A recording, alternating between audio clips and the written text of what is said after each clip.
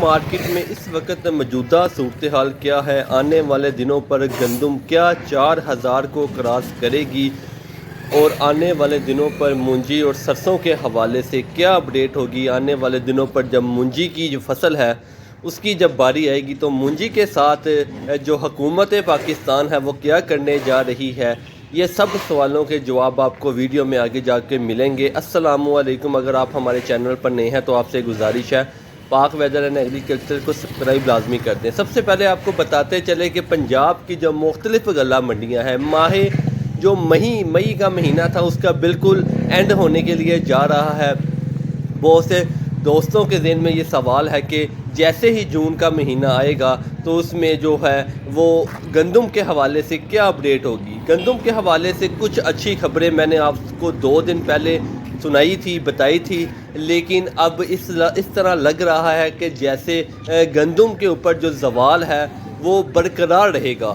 اس کی وجہ بھی آپ کو میں بتاؤں گا کہ جو خوشخبری میں نے آپ کو سنائی تھی وہ اب کیوں جو ہے وہ غم میں تبدیل ہونے کے لیے جا رہی ہے۔ سب سے پہلے آج کی اپڈیٹ دوں گا۔ آج کی جو مختلف غلہ منڈیاں ہیں، اگر آپ صادق آباد سے شروع ہو جائیں تو اس وقت جو آپ مناظر دیکھ رہے ہیں یہ بورے والا غلہ منڈی کے ہیں۔ اسی طرح آپ کو دوسری جو منڈیاں ہیں وہاں پر بھی آپ کو جو اپڈیٹ ہے وہ بھی دوں گا۔ یہاں پر جو گندم کا ریٹ ہے وہ بھی اپڈیٹ دوں گا۔ اسی طرح لاہور شدرہ کے مقام پر ایک چھوٹی منڈیاں لگ رہی ہیں، اس کی بھی اپڈیٹ دوں گا۔ اس کے علاوہ پنجاب کی جتنی بڑی منڈیاں ہیں صادق آباد سے لے کر پاک پتن ویاری راجن پور، سب کی جو اپڈیٹ ہے وہ آپ کو دوں گا۔ اگر اوور ہال کی بات کروں، ویڈیو بہت زیادہ لمبی ہو جاتی ہے، اوور ہال کی بات کروں تو گندم پہ ایک دفعہ دوبارہ پھر سے جو ہے وہ لگ رہا ہے کہ زوال آئے گا، دوبارہ جو ریٹ ہے وہ کم ہوں گے۔ اچھی خبر آپ کو جو سنائی تھی وہ یہ تھی کہ افغانستان میں پچھلے 1 ہفتے کے دوران بہت زیادہ جو گندم ہے وہ بھیجی گئی ہے، جس پر جمعہ کے روز محکمہ خوراک کی طرف سے بڑا ایکشن لیا گیا ہے۔ بڑے افسران جو ہیں ان کو جو ہے کٹہرے میں کھڑا کیا گیا ہے کہ جب ضلع بندی ہوئی تھی تو کس طرح گندم جو سی ہے وہ خیبر پختونخوا میں سپلائی کی گئی، خیبر پختونخوا سے پھر افغانستان کیسے گئی۔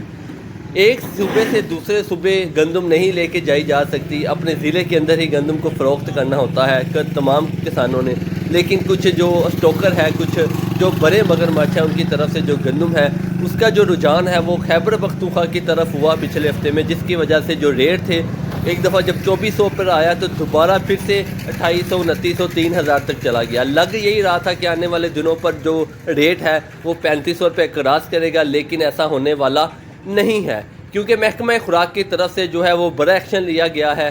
فی الحال فوری طور پر جو گندم ہے اس کو خیبر پختونخوا اور جو صوبہ سندھ میں سپلائی کی جا رہی تھی وہاں سے بلوچستان میں وہاں پر روکا گیا ہے۔